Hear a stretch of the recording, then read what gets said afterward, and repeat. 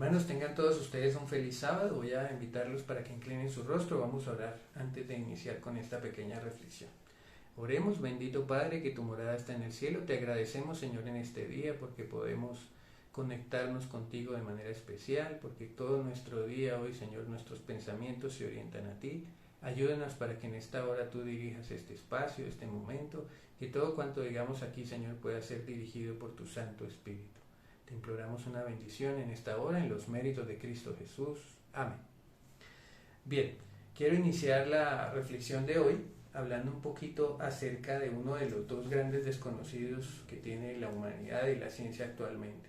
Se dice que los dos grandes desconocidos son el universo y el cerebro. El universo porque entre más lo exploramos y encontramos estrellas y todos los días ahora están saliendo noticias de cuánto se está encontrando, pero a la vez cuánto se desconoce acerca del universo. La grandeza del Señor es inmensa en lo que ha hecho el universo, y el ser humano con su poca tecnología ha logrado llegar hasta un cierto punto, pero ha descubierto que hay mucho por aprender en un universo que se encuentra en expansión. El otro gran desconocido es el cerebro. ¿Cómo funciona el cerebro? ¿Para qué funciones se utiliza el cerebro? ¿En qué momentos ocurren las cosas? ¿Cómo es que se conecta todo lo que ocurre allí? Se dice que hay 86.000 millones de neuronas en el cerebro. Cada neurona se puede conectar con 50.000 neuronas. Imagínense la cantidad de conexiones que se pueden hacer y la cantidad de caminos que se pueden recorrer en el cerebro. Es un número muy, muy grande, y por eso es uno de los grandes desconocidos. Algunos datos curiosos del cerebro son, por ejemplo, que aunque pesa el 2% del cuerpo, consume el 20% de la energía. También es uno de los organismos que pues consume energía porque necesita de la sangre, y por esa sangre que todo el tiempo se está moviendo es uno de los que más energía consume. Si por alguna razón la sangre deja de llegar al cerebro, muy fácil se va a perder la conciencia en muy pocos segundos. También se dice que el cerebro, para un óptimo funcionamiento, necesita entre 8 y 12 vasos de agua al día. Qué interesante, siendo uno de nuestros órganos más importantes. Por eso hay que tomar agua, hermanos, para que podamos tener el cerebro en óptimo funcionamiento. También se dice pues que las neuronas se ha descubierto que podrían tener movimiento, sin embargo permanecen más o menos estables, y lo que hacen es comunicarse entre ellas como con esos tentáculos que ellos tienen. La comunicación entre las neuronas se conoce como sinapsis. Yo no soy un experto en estos temas, pero voy a hablarles un poquito de lo poco que sé. Esa sinapsis, que es esa comunicación entre las neuronas, es un proceso químico y también eléctrico. Ellos se comunican a través de ese tipo de sustancias químicas. Esas sustancias químicas en las cuales, digamos, se da la comunicación de las neuronas se conocen como neurotransmisores. Y esos neurotransmisores, pues hay varios que son muy conocidos. Gracias a esas comunicaciones es que ocurre todo lo que ocurre con nuestro accionar. Todo lo que ocurre contigo, con tus movimientos, con lo que expresas, con lo que sientes, ocurre gracias a esa comunicación que ocurre entre las neuronas y a través de esos neurotransmisores. Así que hay grupos de neurotransmisores para cumplir con la funcionalidad que Dios ha puesto en el cuerpo humano. Un grupo de neurotransmisores es el que tiene que ver con las emociones. Eso se conoce como endorfinas. Y ese grupo de neurotransmisores pues tiene algunas sustancias que son muy conocidas. Por ejemplo, la adrenalina. Es esa sustancia que se libera cuando se siente alarma, estrés, peligro, excitación. Y gracias a eso es que el cuerpo humano puede enfrentar ese tipo de situaciones. La serotonina, por ejemplo, es también el neurotransmisor que está orientado a la felicidad. La dopamina es la que también produce y controla el placer en el cuerpo. Y por supuesto que, por ejemplo, cuando se habla de adicciones, está en relación con que el ser humano llega a utilizar algunas cosas para excitar para generar uno de esos neurotransmisores de manera específica y especial, que le genera algún tipo de placer o algún tipo de agrado. Hay un experto en el tema de el cerebro que se llama Alex Fornito, y él dice que la esencia de lo que somos está en nuestras conexiones neuronales. Imagínense la cantidad de caminos que podemos tener en el cerebro. Los caminos son esas conexiones que hacen unas neuronas con otras. Eso forma una cantidad de caminos infinitos. Sin embargo, el cerebro recorre los caminos que ya conoce y con eso genera estímulos que ya conoce y que le pueden llegar a gustar, y trata de dejar fuera los que no le gustan. Los reconoce de inmediato. Hay situaciones en las que nosotros estamos enfrentados y que sabemos que puede producir, entonces las evitamos. Y esas son nuestras reacciones, nuestros miedos. Por eso el cerebro funciona de manera que esos caminos entre las neuronas se conectan. Todo este contexto nos ayuda a que podamos también leer las escrituras de una manera distinta en algunos puntos. Porque si estamos hablando de los caminos que puede recorrer nuestro cerebro y esos caminos que el Señor ha puesto para nosotros, podemos encontrar algunos pasajes en los cuales podemos entender que el Señor se está refiriendo a los caminos que recorren las neuronas en nuestro cerebro. Y vamos a hacer un pequeño estudio respecto a esto. Lo primero es entender que el Señor nos ha dado libertad. Libertad para escoger esos caminos que nuestro cerebro puede recorrer. Vamos a buscar, por ejemplo, el libro de Hechos, el capítulo 14 y el versículo 16. Hechos capítulo 14 y el versículo 16. Dice de la siguiente manera: en las edades pasadas, Él ha dejado a todas las gentes andar por sus propios caminos. El Señor nos ha dado la libertad de caminar, de recorrer, de ser responsables de lo que ocurre aquí en nuestra mente. Y el Señor sabe muy bien qué es lo que ocurre en nuestra mente, aunque nadie más lo puede ver. La Escritura dice que el Señor ve el corazón y que nosotros vemos lo que está delante de nuestros ojos. Eso ocurrió cuando en el libro de Samuel se fue a buscar a David por el profeta.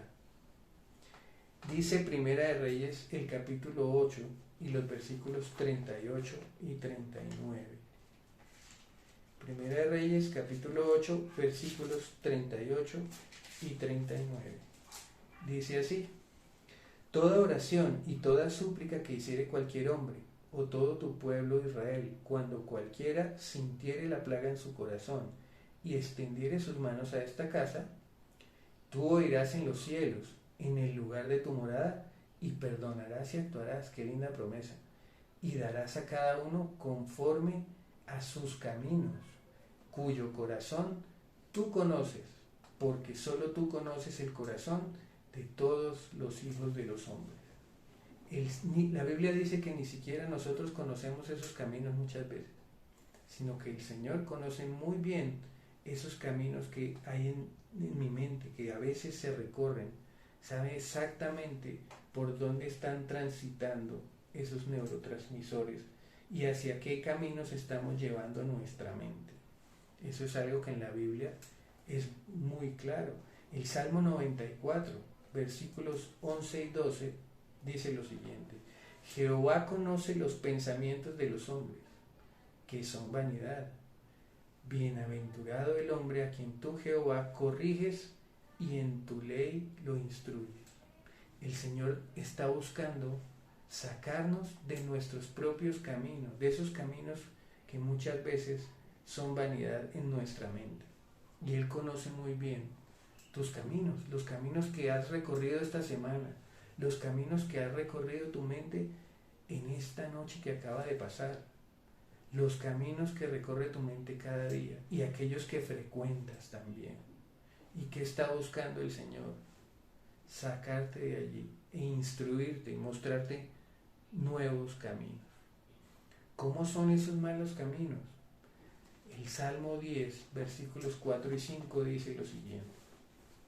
Salmo 10, versículos 4 y 5.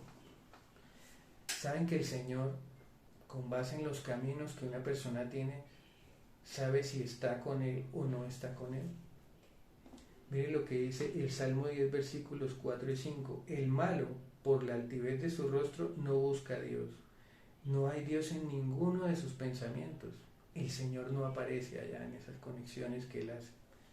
Sus caminos son torcidos en todo tiempo. Tus juicios los tiene muy lejos de su vista. A todos sus adversarios desprecia.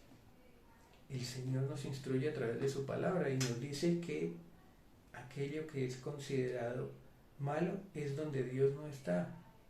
Si tú no consideras a Dios en tus pensamientos, todos tus caminos serán torcidos. Es una consideración muy importante y nos invita a reflexionar muchas cosas. Por ejemplo, ¿cuánto tiempo pasas tú con Dios? ¿Cuánto tiempo pasas tú alimentándote de su palabra? ¿Cuánto tiempo pasas tú orando al Señor?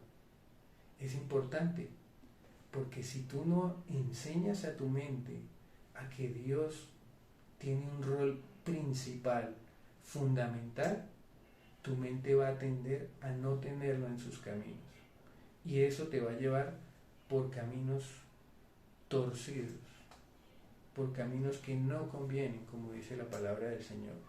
Vamos ahora a buscar el libro de Isaías, capítulo 55. Isaías capítulo 55.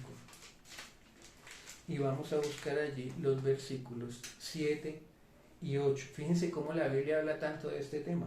Dice allí, deje el impío su camino y el hombre inicuo sus pensamientos, y vuélvase a Jehová, el cual tendrá de él misericordia, al Dios nuestro, el cual será amplio en perdonar, porque mis pensamientos no son porque mis pensamientos no son vuestros pensamientos, ni vuestros caminos mis caminos, dice Jehová.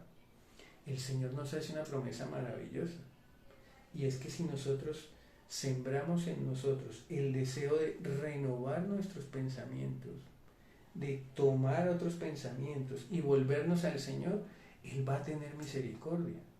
Y entonces, aunque mis pensamientos no eran como los suyos, voy a poder andar por sus caminos, por los caminos que Él ha revelado. Y Él tiene unos caminos que no conocemos, aún dentro de nuestra mente. El versículo 9 dice, como son más altos los cielos que la tierra, así son mis caminos más altos que vuestros caminos, y mis pensamientos más que vuestros pensamientos. Qué lindo que el Señor nos dice, no importa cuál es el problema que tú tengas en tu mente, no importa si estás sintiendo depresión, no importa si de pronto estás teniendo malos pensamientos allí en la mente que no te gustan. Él te ha prometido que puede cambiar esos pensamientos por pensamientos hermosos, y Él los cambia a través de su palabra y de su espíritu. Qué hermoso que podamos confiar en que esos caminos se pueden reconstruir.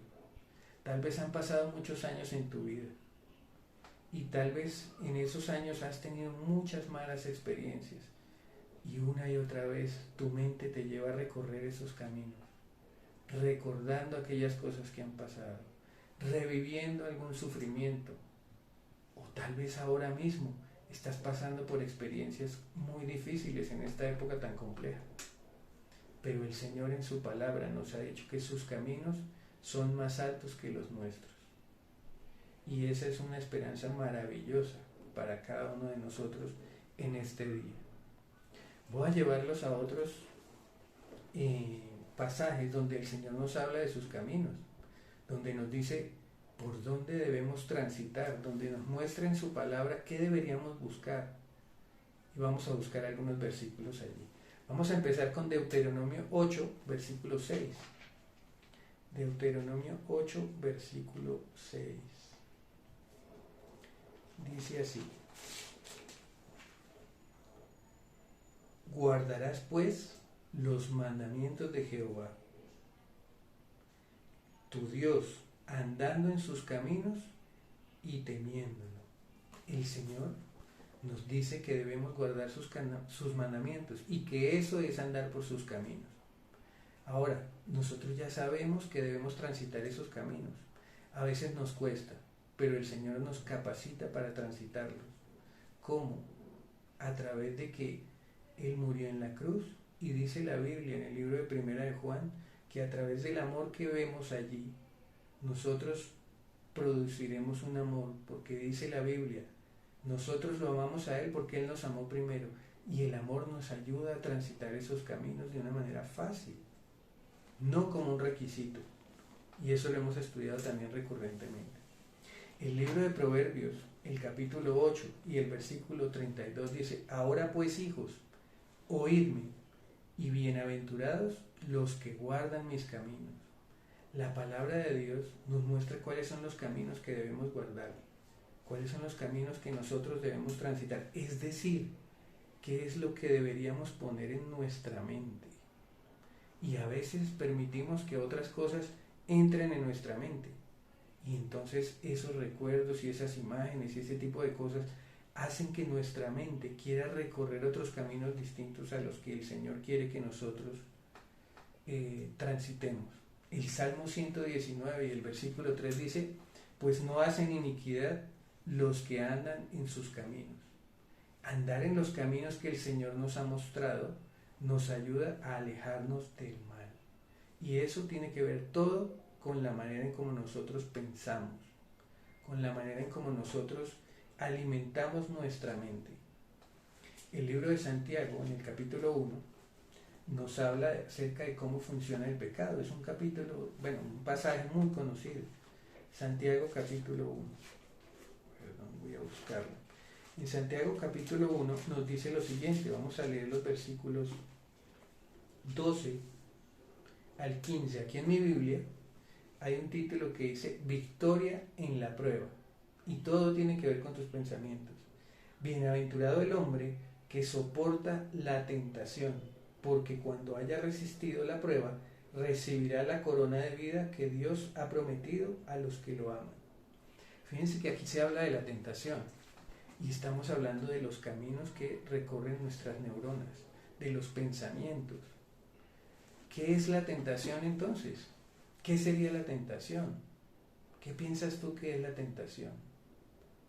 Son aquellos caminos que yo puedo reconocer en mi mente, pero que gracias a la instrucción que la palabra de Dios me ha dado, entiendo que no son agradables al Señor. Y siento esa tentación de recorrer ese camino, de llevar por ese camino a la acción a algún lado. Pero entonces clamo al Señor, y al clamar al Señor, el Señor me dice, ese camino no es bueno para ti. Es también parte de la obra que el Espíritu Santo hace. Y el Señor te muestra otro camino. Y tú debes aprender a tomar la decisión. Aún las decisiones vienen como consecuencia del uso de los neurotransmisores. Es importantísimo todo esto que estamos hablando. Entonces entendemos la tentación como aquellos caminos que reconocemos pero que no deberíamos transitar. Fíjense que el versículo 13, y vamos a leer hasta el 15, dice, ¿cuál es ese mecanismo según el cual se produce el pecado? Dice, cuando alguno es tentado, no diga que es tentado de parte de Dios, porque Dios no puede ser tentado por el mal, ni Él tienta a nadie, sino que cada uno es tentado cuando de su propia pasión es atraído y seducido. ¿Eso qué quiere decir? Cuando en el camino que detectaste que no es bueno, no es agradable a Dios, y empiezas a transitar ese camino. Empiezas a imaginar en tu mente lo que pasaría si vas por ese camino. Empiezas a disfrutar y a generar placer con base en ese camino que quieres recorrer, aunque no es agradable a Dios. Y eso es esa explicación que nos da aquí la Escritura. Cuando de su propia pasión es atraído y seducido. Otras Biblias hablan de la palabra concupiscencia. Dice el versículo 15, entonces la pasión, después que ha concebido, da a luz el pecado, y el pecado siendo consumado, da a luz la muerte. La Biblia enseña que si nosotros seguimos transitando por caminos que al Señor no le son agradables, pues vamos a terminar pecando y alejándonos de Dios. Y lo que termina sucediendo en el cerebro, querido hermano, es que los caminos que no se utilizan, esas neuronas pueden morir porque no se usan. Esas neuronas se empiezan a dejar de lado. Aquellas personas que tienen adicciones, las adicciones no son otra cosa que los caminos que el cerebro ha entendido que debe utilizar, y es muy difícil que deje de utilizar esos caminos. Fíjense que cuando el Señor habla del concepto de la ira, por ejemplo en el libro de Romanos, se habla de que el Señor pues simplemente deja al hombre con sus propios razonamientos. Es decir, lo deja que siga transitando esos caminos, y esos caminos tristemente lo llevan a la muerte. Gracias a Dios por las promesas que nos ha hecho en la Escritura. Y hoy, querido hermano, quiero que hagas una muy breve reflexión respecto de los caminos y pensamientos que recorre tu vida cada día. Quiero que lo hagas con el capítulo 4 de Proverbios y el versículo 26. Capítulo 4 de Proverbios y el versículo 26.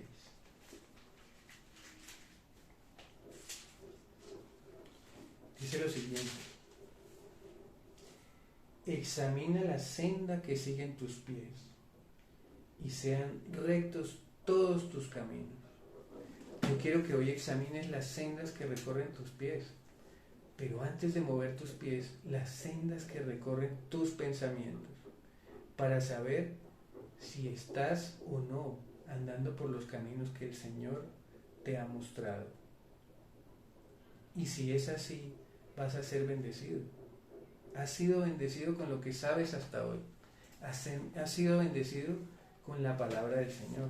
El Espíritu Santo se la pasa trabajando continuamente para mostrarte qué caminos deberías transitar. Elige transitar los caminos que el Señor te muestra y serás bienaventurado. El Salmo 84:5 dice: bienaventurado el hombre que tiene en ti sus fuerzas, en cuyo corazón están tus caminos. Qué lindo salmo.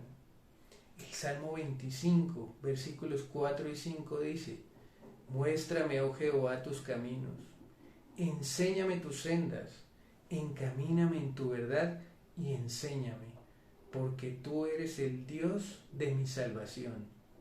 En ti he esperado todo el día. Queridos, nosotros tenemos que poner en manos de Dios todo lo que hacemos, empezando por todo lo que pensamos.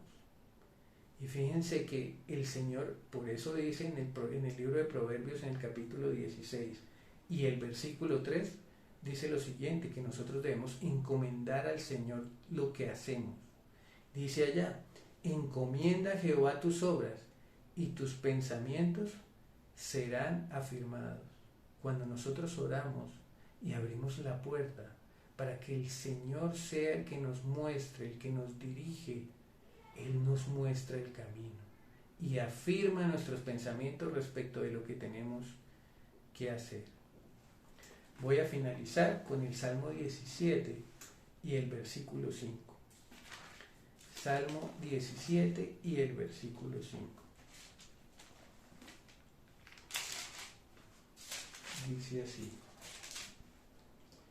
afirma mis pasos en tus caminos para que mis pies no resbalen.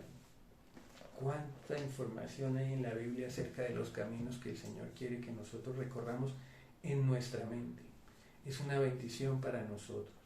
Con estas palabras quiero terminar esta reflexión y quiero invitarlos para que en esta hora de oración y ayuno podamos nosotros orar como iglesia para que el Señor nos dirija y afirme nuestros pensamientos. Y en esta época tan difícil, que yo creo tenemos que tomar decisiones cada día muy difíciles respecto a lo que tenemos que hacer. Pero queridos, hay decisiones que tenemos que tomar respecto al tiempo en que vivimos. Si debemos permanecer aquí o no. Si debemos salir ahora al campo o no. ¿Qué debemos hacer para que nuestros hijos estén cada vez más conectados con Dios. ¿Cuánto tiempo dedicarle a eso?